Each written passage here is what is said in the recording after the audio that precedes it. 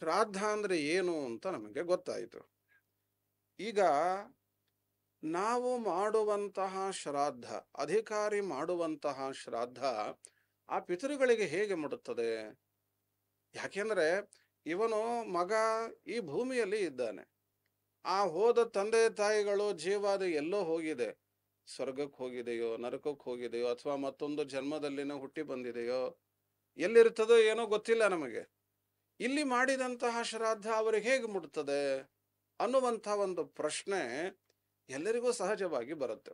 ಎದುರಿನಲ್ಲಿ ಇರುವಂತಹ ವ್ಯಕ್ತಿಯಾದರೆ ತಗೊಳಪ್ಪ ಅಂತ ಹೇಳಿ ಎತ್ತಿ ಕೊಡಬಹುದು.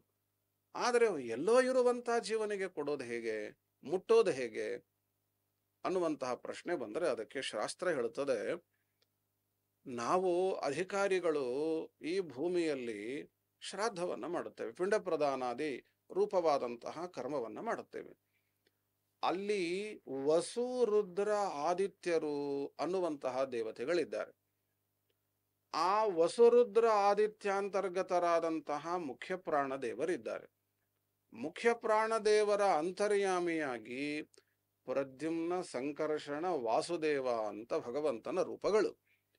ಆ ದೇವತೆಗಳ ಆರಾಧನೆ ಶ್ರಾದ್ದದಲ್ಲಿ ನಡೆಯುತ್ತೆ.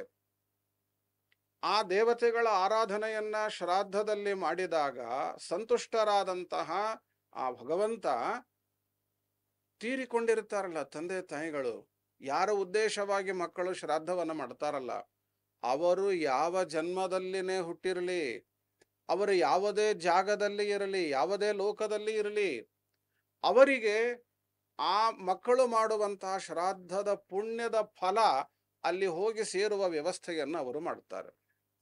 ಅವರಿಗೆ ಯಾವ ರೀತಿ ಸೇರಬೇಕೋ ಆ ರೀತಿಯಲ್ಲಿ ಸೇರಿಸುವ ವ್ಯವಸ್ಥೆಯನ್ನ ಮಾಡುತ್ತಾರೆ. ಒಂದು ವೇಳೆ ಉದಾಹರಣೆಗೆ ತೀರಿಕೊಂಡಂತಹ ತಂದೆ ಅಥವಾ ತಾಯಿ ಅಥವಾ ಮತ್ತಿನ್ಯಾರೋ ಅವನು ಮುಂದಿನ ಜನ್ಮದಲ್ಲೇನ ಹುಟ್ಟಿದ್ದಾನೆ ಅಂತ ಇಟ್ಟುಕೊಳ್ಳಿ, ಒಂದು ಹಸುವಾಗಿ ಹುಟ್ಟಿದ್ದಾನೆ ಅಂತ.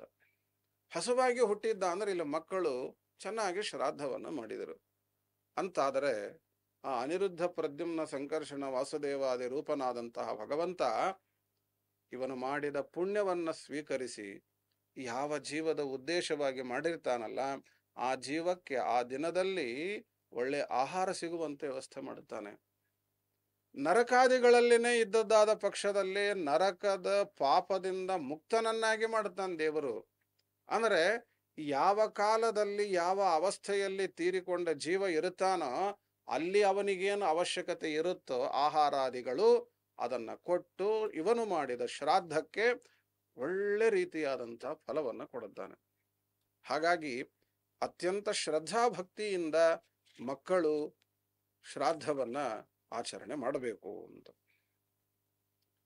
ಕೂರ್ಮ ಪುರಾಣವಾದದ್ದು ಹೇಳುತ್ತದೆ. ಶ್ರಾದ್ದಾತ್ ಪರತರಂ ನಾಸ್ತಿ ಶ್ರೇಯಸ್ಕರ ಮುದಾಹೃತಂ ತಸ್ಮಾತ್ ಸರ್ವ ಪ್ರಯತ್ನೇನ ಶ್ರಾದ್ದಂ ಕುರ್ಯಾದ್ ವಿಚಕ್ಷಣ. ಮಕ್ಕಳಿಗೆ ತಂದೆ ತಾಯಿ ತೀರಿಕೊಂಡ ನಂತರದಲ್ಲಿ ಮುಖ್ಯವಾದಂತಹ ಒಂದು ಕರ್ತವ್ಯ ಕರ್ಮ ಅಂತಂದ್ರೆ ಶ್ರಾದ್ದ ಆಚರಣೆ.